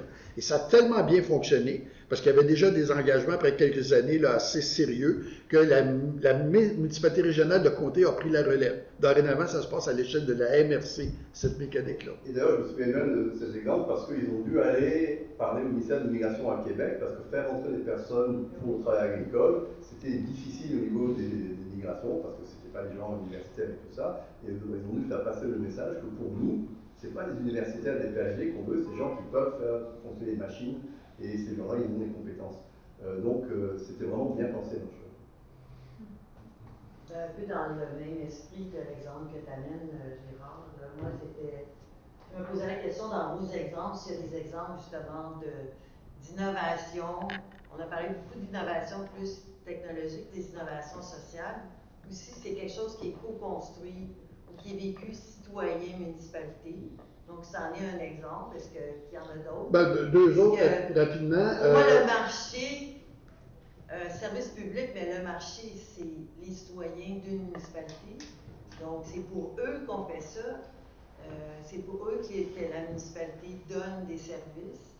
Donc, il y a une relation à avoir aussi en dehors des élections, avec toutes sortes d'approches. Donc, je ne sais pas s'il y a d'autres exemples. Trois exemples rapidement. La MRC des Laurentides a mis sur pied une structure intermunicipale qui va permettre de mettre au service de petites entreprises de construction des terrains pour construire du logement hors marché, et qui va rester hors marché parce qu'ils ont des problèmes notamment de recrutement de main-d'œuvre dans les entreprises locales. Et donc, ils ont décidé de s'investir au profit de l'économie locale avec des partenaires du milieu. Un autre exemple, c'est la MRC d'Argenteuil qui a acheté des terres agricoles pour permettre à des jeunes de se lancer en agriculture en accompagnement avec des groupes communautaires qui étaient déjà impliqués dans ce genre de travail-là. Et donc, la MRC a décidé de devenir un partenaire de l'opération. Et là, ils sont en voie d'acquérir des nouvelles terres agricoles qui sont en friche pour agrandir le terreau à partir duquel ils vont pouvoir travailler. L'autre exemple que j'avais en tête, c'est... Moi, j'en ai une bonne. C'est celui près du Métis. C'est une petite municipalité qui était à 15 km du Métis, dans les terres. Et il y avait un gars qui travaillait là, et il y a l'église, il y a une maison de retraite, et il y avait l'école. Et ce qu'ils ont fait, c'était l'entrepreneur, le gars qui a poussé ça, il s'est dit, eh bien, il a fait venir les personnes de la maison de retraite en automne pour expliquer aux jeunes comment fonctionnaient les plantes et tout ça. En hiver, ils ont commencé les pousses, et avec l'aide des gens du Métis. Ensuite, au printemps, ça a été planté dans un jardin communautaire, et les enfants, jusqu'à la fin de l'année scolaire, donc entretenaient les plantes. Durant l'été, c'était les personnes donc, de la maison de retraite qui s'en chargeaient, et arrivé en automne, il y avait la récolte, où donc on pouvait recommencer le cycle. Et ça, c'était vraiment une association entre la maison de retraite, entre la personne, entre l'école. Il n'y avait rien de technologique, c'était plutôt la mise en place d'une communauté, si on veut, autour d'agenda communautaire, qui a vraiment bien fonctionné, qui a gagné un prix d'ailleurs. Et en fait, il y a beaucoup d'exemples. Comme ce soir, le thème était un peu l'énergie, c'est pour ça qu'on s'est un peu concentré là-dessus, sur les côtés un peu technologiques, mais effectivement, il y a beaucoup d'innovations. Il y a même, dans le prix Méritovation, il y a 7 ou 8 catégories différentes, et il y en a plusieurs qui sont sur la collaboration, sur l'implication citoyenne. Donc, il y a pas mal d'exemples comme ça. Il y a parfois aussi des retombées directes pour les citoyens. Par exemple, la ville de Gatineau a conclu une entente avec Communauto pour augmenter le parc automobile de Communauto, c'est-à-dire que la municipalité utilise des véhicules de Communauto, et donc en dehors des heures de travail ordinaires, c'est les citoyens, et ils ont accès à un parc automobile beaucoup plus grand que si ça avait été juste la demande citoyenne. À Nicolet, eux autres, ce qu'ils ont fait, c'est qu'ils ont acheté des véhicules, parce que, ils sont conscients que les gens ont besoin de véhicules utilitaires de temps en temps, donc ils ont acheté des véhicules, et ils peuvent les mettre à contribution, donc les résidents peuvent emprunter des véhicules utilitaires en dehors des heures de travail. Il y a des blocages, évidemment, les municipalités ne pourraient pas acheter des véhicules et les louer aux citoyens, ça ils n'ont pas le droit, mais ils ont le droit de mettre à disposition des véhicules, soit parce qu'ils sont partenaires avec Communauto, soit parce qu'ils ont acheté des véhicules pour leur propre fin, puis comme il y a un excédent d'usage potentiel, ça s'est mis au service de la collectivité. Non, très bien tous ces exemples. J'ai l'impression qu'on parle beaucoup d'innovation, on parle beaucoup de nouveaux projets. Est-ce que vous pouvez parler un tout petit peu de la reprise de ces projets pour les développer en fait dans plusieurs municipalités? Est-ce qu'il y a une base de données? Comment est-ce qu'on... L'Union des municipalités du Québec a créé un portail d'innovation. Donc, les finalistes des prix de 1914 à aujourd'hui, 1914? 2014 à aujourd'hui. Non, la première décennie n'est pas là, mais de 2014 à aujourd'hui, il y a un portail. Là, ce qui serait intéressant éventuellement, ça serait de faire un exercice de retour sur les lieux du crime, c'est-à-dire d'aller voir qu'est-ce qui s'est passé et voir quand il y avait des processus d'entente entre une municipalité qui a créé l'innovation mais qui a refait à quelqu'un d'autre, est-ce que ça a eu des suites, est-ce qu'il y a eu un effet boule de neige?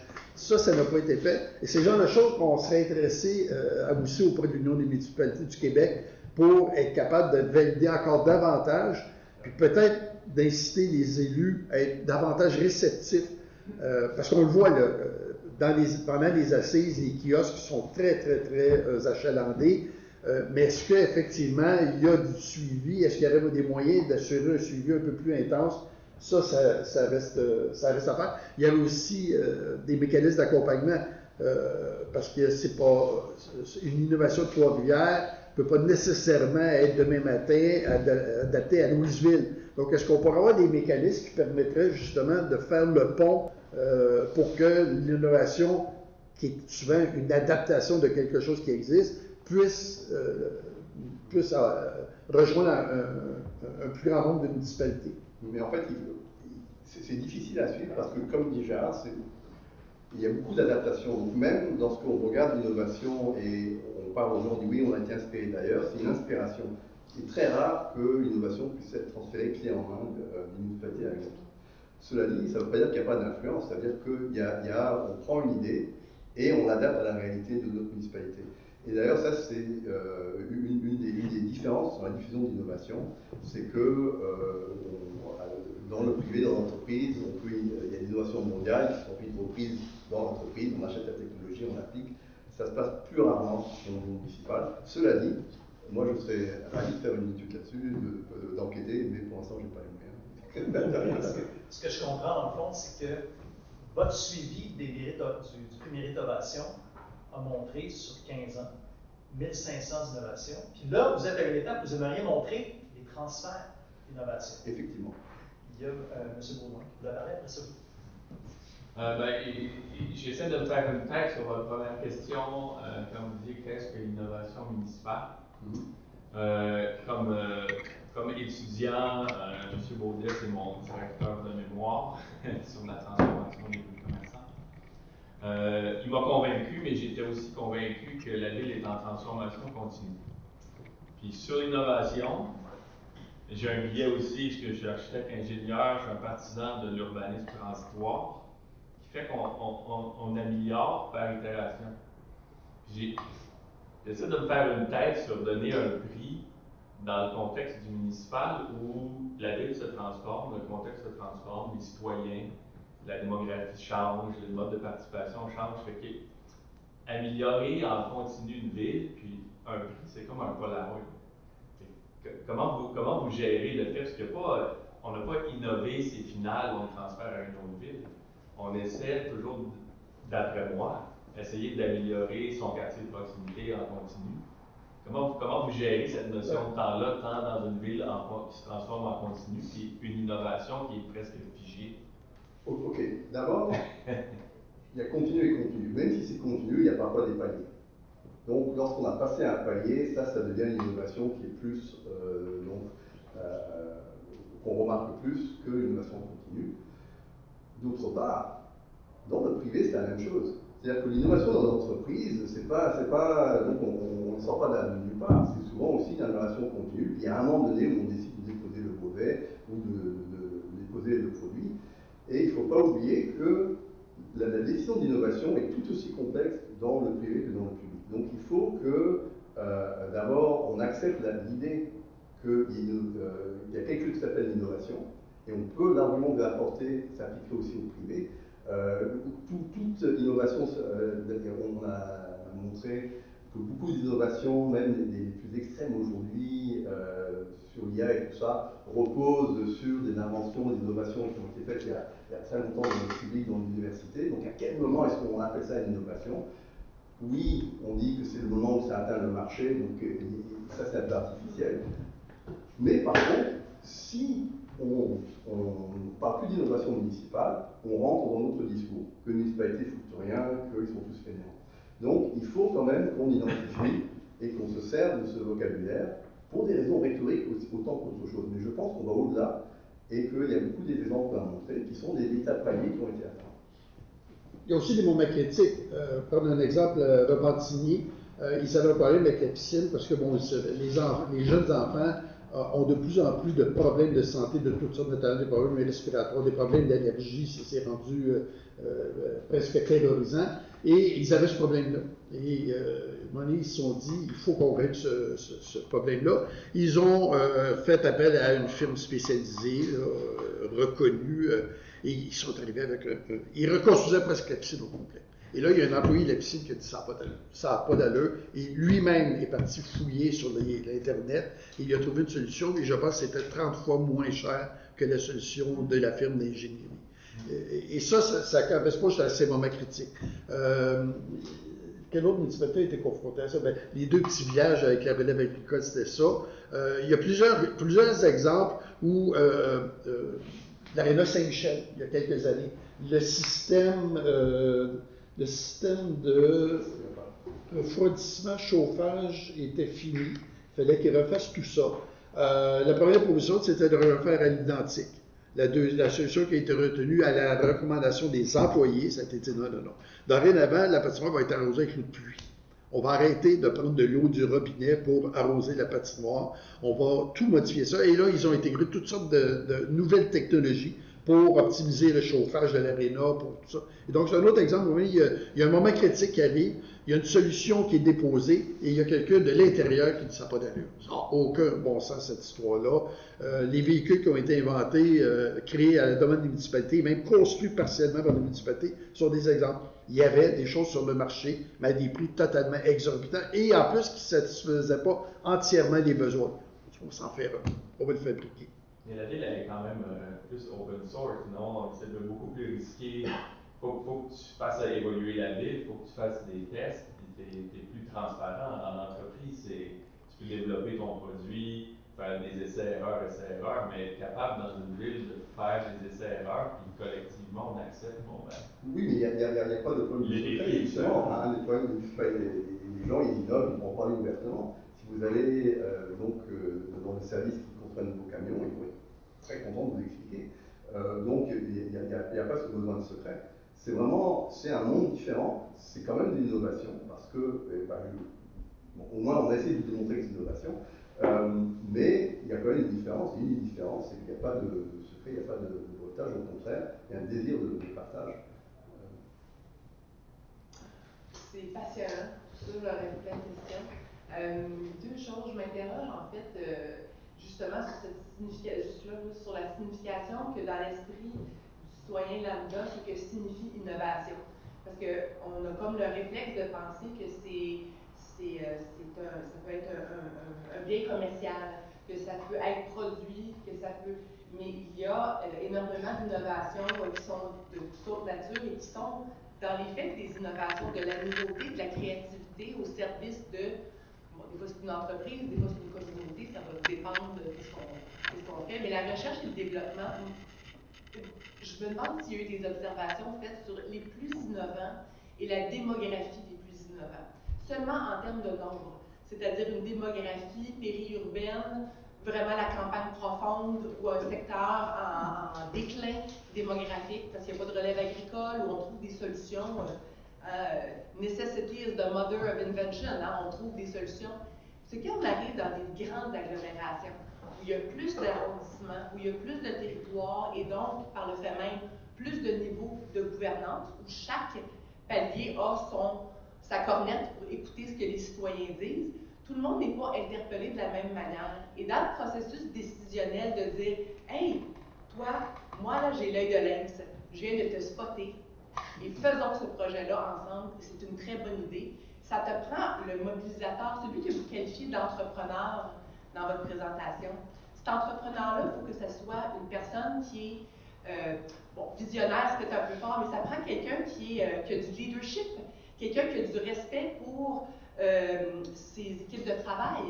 Dans les petites municipalités, j'en connais plusieurs, puis de taille moyenne, la grosseur de l'appareil et le nombre de personnes, la convivialité qui existe dans des plus petites agglomérations, est-ce que ça confère davantage une ouverture d'esprit à accueillir l'innovation qui peut venir d'un gars qui a, je ne sais pas moi, 15 ans de moins que toi, 10 ans de plus que toi, puis que là, l'épiphanie là, de l'innovation, l'innovant dans l'équipe là, qui convainc tout le monde, mais il faut qu'il soit entendu dans des grands groupes, des grandes agglomérations. Puis je dis ça, puis ça me fait le cœur parce que je pense aux citoyens et à tous les génies qui résident dans le citoyen lambda qui n'a jamais. Mais il y en a de ça. Ces pépites-là, il faut les trouver, il faut les écouter. Mais ceux qui les écoutent, les élus qui les écoutent, s'ils ne leur accordent pas la considération dont ils ont besoin pour changer le monde, pour bouleverser la game, qu'ils soient ingénieurs ou pas. Moi, je connais des gars qui sont des autodidactes, qui n'ont jamais été à l'université, mais ils sont d'une acuité intellectuelle, créative et technique. Qui pensait que ça pouvait venir d'eux autres? Ben, c'est très, très, très variable.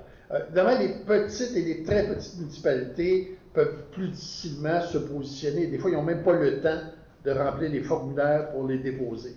Un exemple fascinant, le cas qui a été présenté avec la résidence personnes âgées, les plans d'école, celui qui a eu l'idée, c'est le directeur général de la municipalité, d'à peu près 225 habitants, mais qui est aussi le conducteur de la pépine.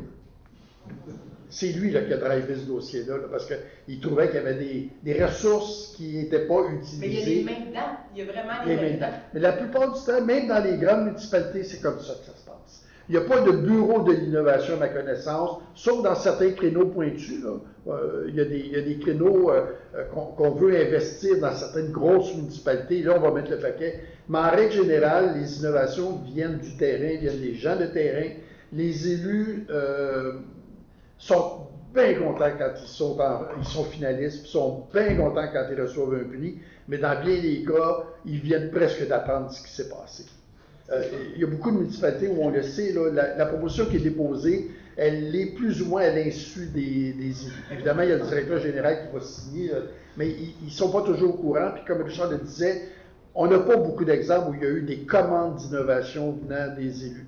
Je dirais, en revanche, on soupçonne, puis on s'est fait dire à l'occasion que ça s'est fait, qu'il y a des mononcles et des matantes en situation de contrôle excessif qui briment leurs employés. Ça, on le sait. Là. Dans les municipalités, il y a des gens qui sont là pour contrôler tout ce qui se passe, leurs conseils et leurs employés, là, il n'y aura pas d'innovation qui vont sortir. Puis on ne peut pas blâmer les gens. Mais à l'inverse, à notre connaissance, il n'y a pas beaucoup de commandes d'innovation qui ont généré des propositions qui ont atterri entre nos mains. Parce qu'on va s'entendre que sur l'île de Montréal, excusez-moi, juste pour remonter, sur l'île de Montréal, c'est gros longtemps, de Montréal. Là. Je veux dire, je ne compare pas à d'autres juridictions internationales, mais au Québec, on va s'entendre, là, c'est du costaud. Ben, les innovations à Montréal viennent plus souvent des arrondissements. Puis là, bon, on est dans la taille de Gatineau, de Terrebonne, de Trois-Rivières, de Sherbrooke, qui nous déposent des propositions presque chaque année. Gatineau et Sherbrooke et Trois-Rivières vous dites ça, vous mettez les comparatifs parce que vous y allez par arrondissement, comme si c'était des municipalités distinctes. Mais c'est souvent les arrondissements qui nous font des propositions, beaucoup plus que la Ville-Centre. On n'a presque rien de la Ville-Centre. En termes que vous recevez de projets innovants. Est-ce que je peux intervenir? Parce que j'ai fait des études statistiques là-dessus et il n'y a presque aucune relation. C'est-à-dire la seule chose qui ressort, c'est qu'une ville qui aura déposé 1, 2 ou 3 dossiers va en déposer plus. Donc il y a un apprentissage qui se fait. Mais quand on regarde la taille, quand on regarde la proximité à Montréal, donc être en périphérie, c'est pas ça qui détermine ni le dépôt d'un dossier, ni le fait de gagner un prix. Et donc, le premier article que j'ai fait était un peu là-dessus. Je revisitais les données quelques années plus tard. Et la seule chose qui ressort vraiment, c'est que une fois qu'on l'a déposé, on risque de déposer davantage après. C'est à peu près la seule chose statistiquement qui ressort. Donc c'est pas, et j'ai contrôlé aussi pour le niveau de diplômé dans la population, enfin toutes les statistiques qu'on peut avoir sur les municipalités. Et vraiment, les résultats ont montré qu'il n'y a pas grand-chose, sauf l'effet d'apprentissage. Donc il n'y a pas de... Ça, au moins avec les variables qu'on peut avoir à travers le recensement, il n'y a rien de... Et aussi pour l'unité à Montréal et tout ça, il n'y a rien de systématique qui ressort. J'ai trouvé la question vraiment intéressante en regard de ce qu'on vise aujourd'hui. Qui et où on innove? Ça suggère des pistes vers le comment le promouvoir. Il y a de la réflexion à avoir encore. Vous leviez la main? Oui, c'était une question qui avait le même sens que la dame, mais si on prend dans le cas des 1500 candidats qui ont déposé des propositions pour le prix, est-ce que le tiers venait de Montréal? Parce que si on regarde le poids de Montréal dans l'ensemble du Québec, est-ce que le quart, le tiers? Et s'il n'y avait pas le quart, le tiers, pourquoi? Est-ce que vous entendez la question derrière? Super. Ben, il faut comprendre que les prix sont pilotés par des municipalités et non pas par des tailles de population.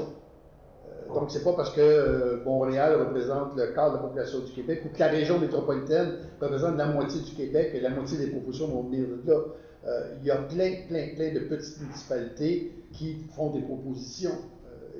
Et le nombre de personnes qui travaillent au service public doit être en proportion de la population un peu. Oui, mais encore là, c'est pas nécessairement c'est pas l'effet de groupe qui produit l'innovation. On a l'exemple que j'évoquais tantôt, le directeur général qui conduit la pépine, il est tout seul. Il n'y a pas un effet de groupe. Et il y a souvent des innovations qui nous sont présentées qui ont été pilotées par une équipe, mais qui ont été le fruit de la réflexion d'une seule personne, qui a réussi à allumer son monde autour d'elle. Et là, les gens ont réussi à monter le dossier et à convaincre les élus de leur donner la chance de l'expérimenter. Donc, ce n'est pas des équipes de recherche, ce n'est pas des équipes de réflexion, c'est une espèce de dynamique spontanée qui répond de situations très, très variées, des urgences, quelqu'un qui se dit ça n'a pas d'allure, ce qu'on nous demande n'est pas défendable, etc. Et c'est ça. Ou une municipalité qui est prise aux prises avec un problème et elle n'a pas les moyens financiers techniques de le résoudre. Il y a quelqu'un qui dit, je lève la main, puis qui dit, ben, je vais vous arranger ça, moi, puis on va vous bricoler quelque chose, puis ça va marcher. Est-ce qu'il y a moins d'obstacles à l'innovation dans les petites municipalités? Ça dépend un peu de ce que dit Gérard. Il y a des municipalités qui sont dominées par des personnes qui ne permettent pas la créativité. Et on a d'autres où effectivement le fait que ce soit petit permet beaucoup de liberté. Donc il n'y a pas vraiment de relation entre la taille, c'est vraiment, je parlais tout à l'heure du climat qui est créé par les hommes et les femmes politiques, mais aussi par les chefs de service. Et c'est ça qui semble déterminer est-ce que oui ou non l'innovation une municipalité va pouvoir innover. Beaucoup plus que la taille. Comme je dis, en fait, je peux vous envoyer et vous pouvez circuler. J'ai fait un chapitre, il y a un article où j'essaye de trouver donc des déterminants d'innovation dans la municipalité, puis j'ai beaucoup de mal. Parce que c'est pas systématique, mais de manière anecdotique, mais après beaucoup d'observations, c'est vraiment les personnalités des gens et la liberté de réfléchir au sein de l'organisation municipale qui fait que oui ou non, une municipalité va être plus ou moins innovante. Merci. Monsieur derrière. Oui, vous avez dit un truc sur la notion d'apprentissage quand vous voyez une récurrence, quand les gens commencent à demander. Moi j'ai essayé d'entreprendre puis j'ai compris un truc, c'est qu'en fait t'es perdu dans la vie. Parce que ce que j'ai compris c'est qu'il y a une notion de processus, il y a des jalons administratifs, des choses à faire. Puis quand tu arrives dans un monde où tu sais juste, c'est super pour une idée, puis il y a l'amener dans le monde réel. Et le fait que vous disiez que les gens qui déposent des candidatures redéposent, d'une certaine manière, c'est qu'ils ont appris, donc c'est un processus qu'ils ont internalisé. Je me posais la question, il existe des incubateurs pour les gens qui veulent entreprendre au sens privé. Est-ce qu'une des externalités de vos travaux, ça serait de pouvoir sortir une sorte du guide de l'incubation de l'entrepreneur municipal? C'est un peu le livre qu'on a fait. Alors peut-être qu'on pourrait essayer de le transformer en manuel, mais c'est un peu ce qu'on a essayé de montrer dans le livre, qu'il y a des choses que les municipalités pourraient faire, mais qui sont difficiles parce que c'est une question de personnalité aussi. Mais je pense qu'il y a des pistes à explorer là-dessus. Je ne suis pas sûr qu'il y ait de recettes. C'est ça ma question. Si ça vous intéresse d'avoir le chapitre, venez sur le site des Shifters Montréal et on va le partager là. Alors, ils sont en anglais maintenant dans mes textes, donc rien n'est parfait. On va faire une traduction du abstract. Je peux ajouter une chose. On soupçonne, c'est probablement le cas de Gatineau, que dans certaines municipalités, on a compris qu'effectivement, il se passait des choses fort intéressantes et qu'on va à la pêche pour déposer des candidatures à chaque année. Des choses qui seraient peut-être pas passées sous le radar, mais à un moment donné, les gens ont dit, on en a déjà déposé, on a eu des prix, ça motive, ça permet d'avoir de la drive dans des services. Là, maintenant, on va faire attention, on va fouiller un peu plus. Parce qu'il y a probablement beaucoup de choses qui passent inaperçues dans les municipalités du point de vue de l'innovation. Et d'ailleurs, toutes mes analyses ont été faites à deux niveaux. C'est le dépôt de dossier et ensuite le gain. Donc, alors en fait, il y a trois niveaux. Il y a dépôt, finaliste et gain. Pour voir s'il y a une différence. Parce qu'un apprentissage, c'est peut-être savoir remplir les formulaires de méritation. Donc, c'est juste comprendre le processus pour le dépôt. Par contre, ça va moins influer sur si on gagne un prix. On espère. Et pour ce qui est de la réception des prix, de la fierté, si vous allez dans les hôtels de ville de municipalités qui ont gagné des prix, je vous garantis que les trophées sont dans une vitrine dans l'entrée de l'hôtel de ville. La ville de Saint-Jérôme, qui avait gagné un prix il y a plusieurs années, avait même loué le panneau numérique sur l'autoroute pour dire à ses citoyens, on a gagné un prix méritation. Il faut voir le plaisir qu'ont les gens dans les kiosques qui nous présentent, parce que l'évaluation se fait en deux phases. Une phase papier, on fait un premier tri, on en retient 20, 22, dépendamment de la capacité des centres des congrès. Et ensuite, ils ont monté un kiosque, et là, on repasse tous les projets, et on se refait expliquer les projets, et il faut voir l'enthousiasme, le plaisir qu'ont les gens de savoir qu'ils sont les 20 parmi les 120 à avoir été retenus. Là. Juste ça, là, c'est une très grande satisfaction. Parlons de grande satisfaction. J'ai une question pour vous. Seriez-vous ouvert à ce qu'on prenne une photo? Parce qu'il y a des gens qui ne voudraient pas être sur une photo. Ça vous va? OK, c'est super. Bien. Et je t'en prie, France. Moi, ce que je voulais savoir, c'est sûr que une notion d'innovation, si on parle du privé, on parle de la recherche de profit.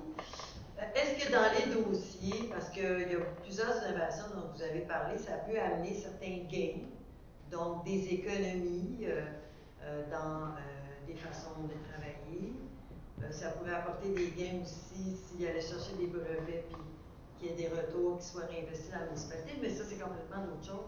Est-ce que dans les dossiers, c'est quelque chose qui fait partie des dossiers, donc de présenter quelle sorte de gain ça peut présenter pour la municipalité? Ça peut être un gain en termes de méthode de travail, de temps sauvé, puis ça se traduit en argent aussi, donc c'est indirectement une forme d'avantage qui est peut-être pas mis suffisamment en valeur. Je ne sais pas si ils doivent donner des résultats. C'est-à-dire qu'un dossier qui ne présente pas des résultats ne sera pas retenu. Ah. Ça, c'est une chose qu'on n'avait pas au tout début. C'était parfois flou. Mais à un moment donné, on a compris qu'il y a des projets qui en étaient à des phases préliminaires. C'était pas encore bien assumé. Et là, on a dit maintenant, il faut que vous nous présentiez des résultats pour que les propositions soient mieux évaluables du point de vue de leur retombée, parce que c'est ça qui est l'objectif, c'est que ça ait des retombées. Mais je pense aussi qu'il faut faire attention. La motivation de l'entrepreneur ou des personnes concernées, ce n'est pas de faire un profit. Par contre, économiser de l'argent pour la municipalité, c'est très souvent une motivation. Et ça, c'est pas la même chose. Non, mais je parle d'économie, ça se traduit comme ça, en fait. Oui, mais la distinction que je faisais était entre le profit personnel retenu par l'entrepreneur, qui n'est pas une motivation, et les gains en efficacité et en argent pour la municipalité, qui sont souvent une motivation. Mais c'est deux choses séparées. Non, mais je ne comprends pas votre question, parce que c'est sûr que beaucoup d'innovations qu'on décrit vont économiser de l'argent, ou même, comme dans Gaspésie, faire de l'argent pour les municipalités, mais c'est pour les municipalités, non pas pour les entrepreneurs. Donc, non, ça. Comme personne qui travaille pour une municipalité, tu ne vas pas en retirer un profit personnel direct. Non. Mais il y a quand même aussi une fierté, là, moi j'avais ça dans la tête, puis ça a été mentionné, genre mentionné, quand tu présentes une première fois, puis que tu es retenu, tu as une fierté des personnes, donc de l'entrepreneur municipal en guillemets qui a présenté, et de la municipalité, de l'équipe, donc d'avoir tendance à retourner une autre fois en disant, ben ça là, une première fois, on va en faire d'autres, puis on est content, fait que ça peut être une fierté aussi de rapporter quelque chose de ce point de vue-là dans tes économies pour ta municipalité, parce que c'est un avantage, c'est des retombées, c'est des résultats, puis ça peut prendre diverses formes, les résultats. Mais c'est sûr, on va prendre l'exemple de Trois-Rivières avec la gestion du déneigement. Il y avait un problème très précis au départ. La ville s'était échaudée à plusieurs reprises avec des firmes privées. Là, ils ont dit c'est assez. L'argent du public n'est pas là pour faire vivre des firmes qui nous embarquent, qui nous enfarinent à qui mieux. Ils ont engagé des jeunes et les jeunes eux-mêmes ont confirmé leur emploi. C'est parce qu'ils sont allés se mettre le nez dans d'autres services puis ils ont constaté qu'il y avait des ratages partout puis que les gens étaient pas capables de solutionner les ratages, mais qu'eux avaient un outil pour être capables de solutionner, notamment dans le cas du déneigement. Ils ont constaté qu'il y avait des souffleuses en attente de camions puis des congestions de camions ailleurs. Ils ont dit, ça n'a pas grand bon sens, on peut vous arranger ça bien facilement. Et donc, oui, il y a des économies pour les municipalités, c'est très, très clair, mais il y a aussi une culture gestionnaire qui s'installe autour de ce genre d'initiative-là, qui peut être profitable à très long terme, là, parce qu'on change la manière de poser les problèmes puis de rechercher les solutions. Il y a des mains, je vais par ici. Moi, je me posais la question de l'interaction avec la province. Est-ce que vous voyez dans les innovations, vous en parliez pour par exemple, les innovations législatives où il fallait passer par Québec. Est-ce que vous avez vu d'autres interactions où au final la province s'empare de certaines choses et le rediffuse, ou alors vraiment c'est relativement rare. Enfin, Gérard pourra confirmer ou pas, mais de mon expérience, ça c'est assez exceptionnel que la province ait dû être sollicitée. Il y a sur le côté immigration, ils sont aussi allés voir un ministère, mais en général, ça se passe au niveau des municipalités de la MRC, et puis la province, finalement, s'y intéresse très peu. Et il y a même des exemples où on s'arrange pour que la province s'y intéresse très peu. Il y a des affaires qui se font qui ne se feraient pas si c'était connu. Mais à partir du moment où c'est fait et que c'est partagé avec d'autres municipalités, bien là, ça met de la pression sur Québec. Mais il y a des cas où manifestement on comprenait bien là, que les gens ont bien saisi l'enjeu.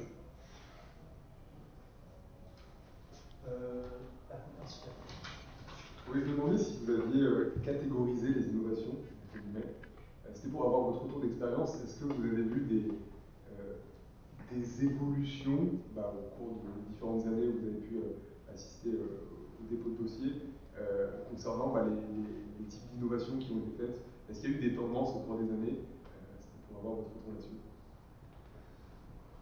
Alors, d'une part, oui, ça évolue. C'est sûr que ça évolue au point même où, à tous les 3 ou 4 ans, on va un peu changer les catégories parce que les catégories deviennent un peu décalées.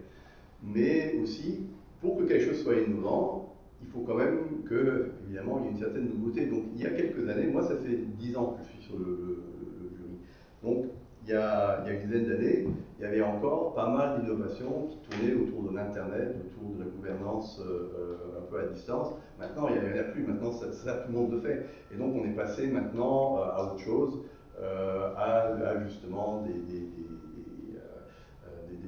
gestions de stationnement dynamique et tout ça, qui évidemment n'existaient pas il y a 10 ans, et maintenant qui sont là. Donc, au fur et à mesure que les technologies évoluent, évidemment, les innovations évoluent, mais même au niveau social, il y a énormément maintenant de municipalités qui essayent de trouver des solutions innovantes au logement social, parfois à comment aider les personnes sans abri.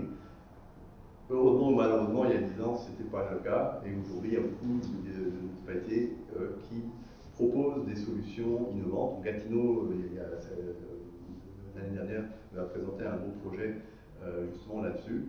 Granby aussi a fait des projets là-dessus, sur comment aider les personnes en état de sans logement.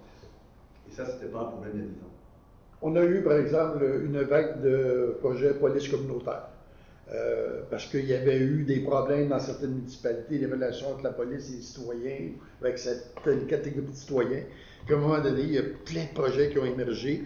Puis on a bien compris que c'est pas parce que chaque municipalité était aux prises avec le problème, c'est que chaque corps policier a bien compris que c'était un enjeu. Puis à un moment donné, on avait des projets qui se ressemblaient quand même passablement, même s'il n'y avait pas eu d'échange formel. Mais il y avait une dynamique qui avait généré des propositions.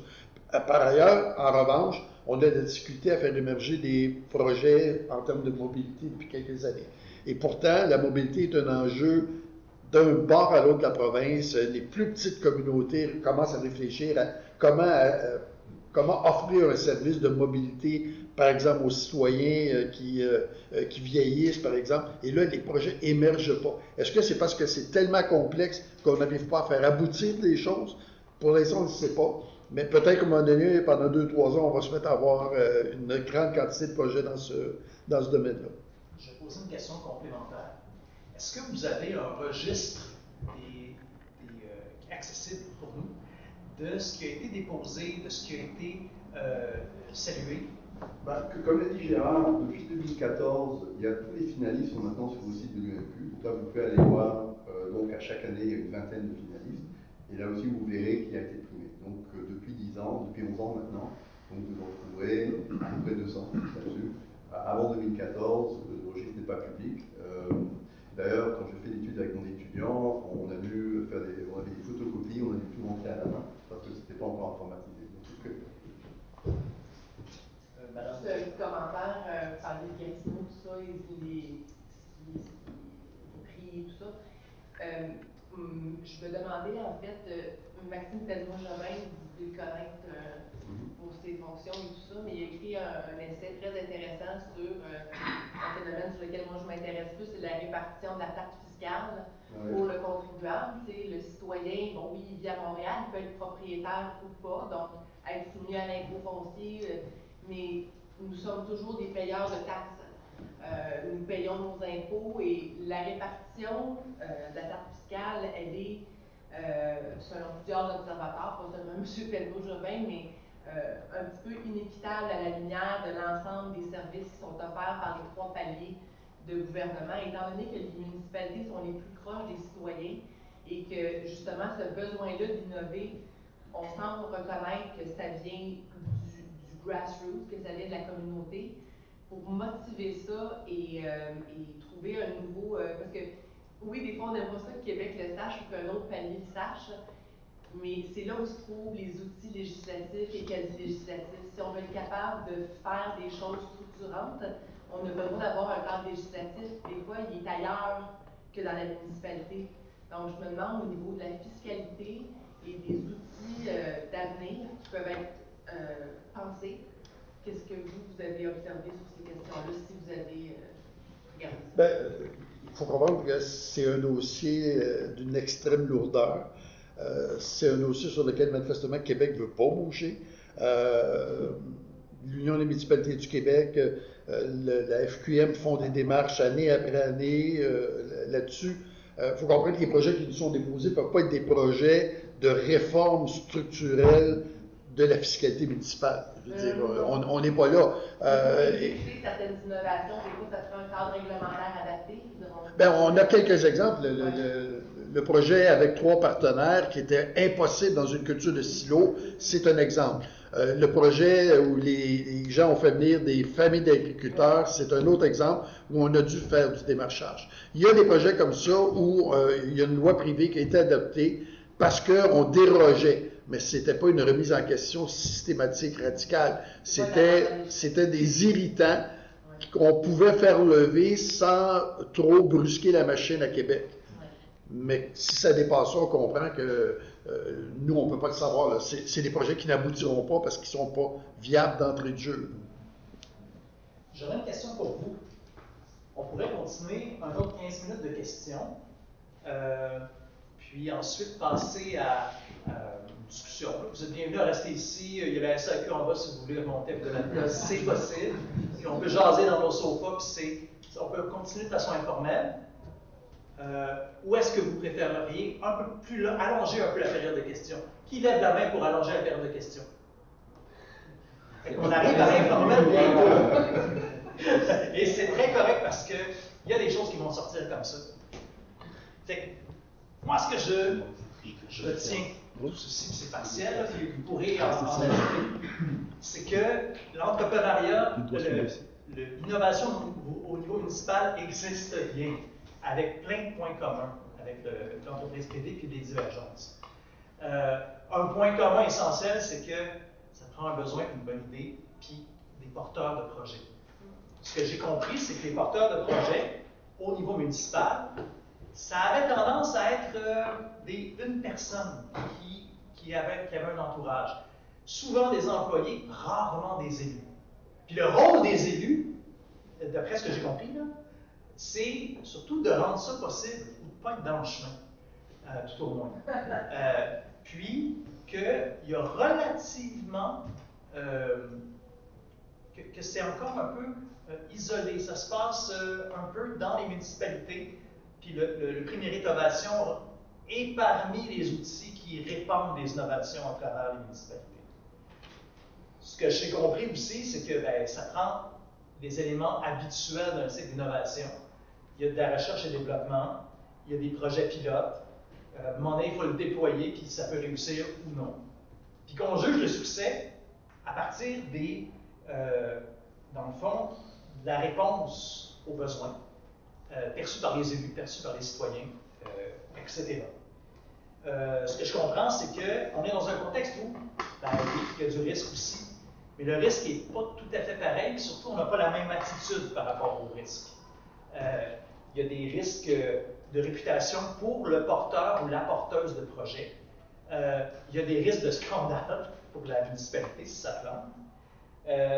Puis, il y a des ressources qui sont impliquées, des ressources humaines et autres.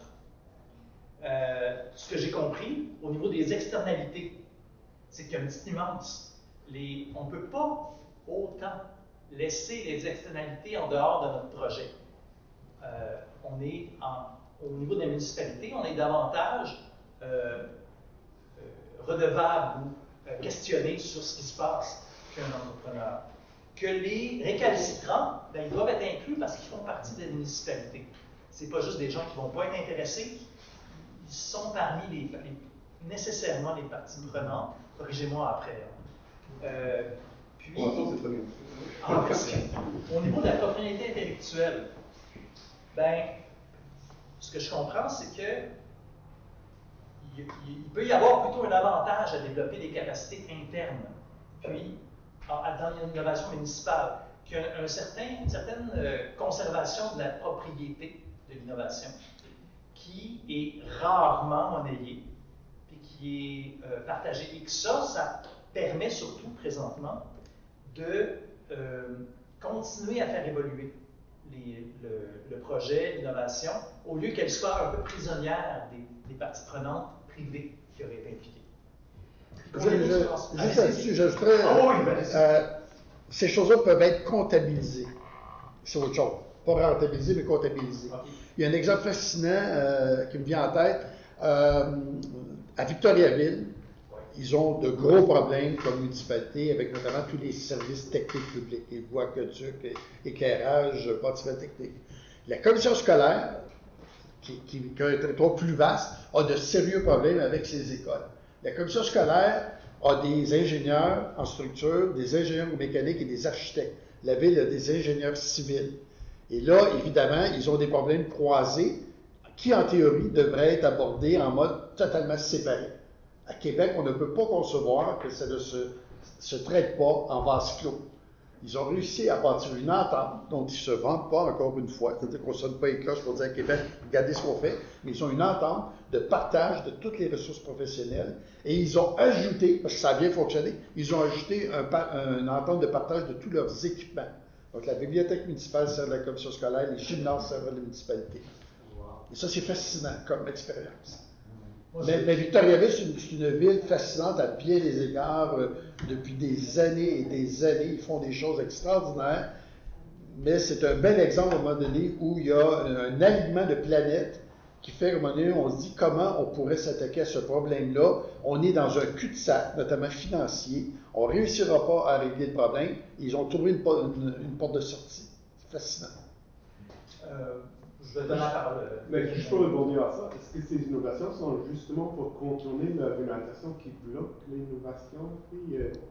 C'est des manières à, comme Québec... C'est-à-dire que l'innovation permet, dans ce cas-là, de contourner des contraintes très lourdes. Et donc, c'est pas tellement que ça bloque l'innovation, c'est que ça permet de contourner des contraintes qui, autrement, vont continuer à exister, là. C'est-à-dire qu'on trouve un moyen d'être un peu délinquant. Et on a certains projets qui relèvent de la délinquance. C'est un problème, non? Comme qui n'en apprécie pas comme le cadre légal ne corrige pas justement la créativité dans ce sens-là. Oui, mais est-ce qu'on pense que dans l'histoire, il y a eu des moments glorieux où on n'a jamais eu ce poids que pèsent les grandes institutions sur le local? Je ne pense pas. Puisqu'il y a une question de délinquance, je suggère de clore l'Assemblée officielle, parce que je ne veux pas être responsable des propos qui vont être tenus maintenant, puis de continuer de façon informelle. Fait que je vous remercie beaucoup d'avoir été attentifs, patients. Les questions étaient vraiment intéressantes, les réponses non moins.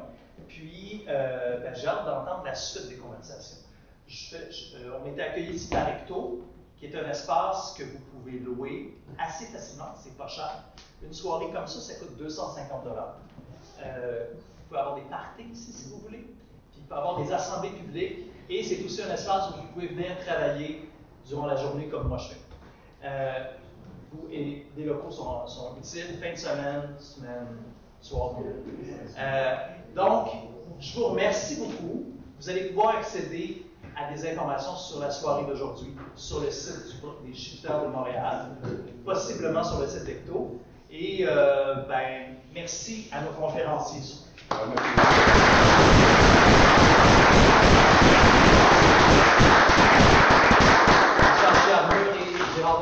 Donc, vous êtes bienvenus. La porte est débarrée en bas. Vous pouvez quitter, revenir. On va ici au moins jusqu'à 21h. Partez pas trop longtemps.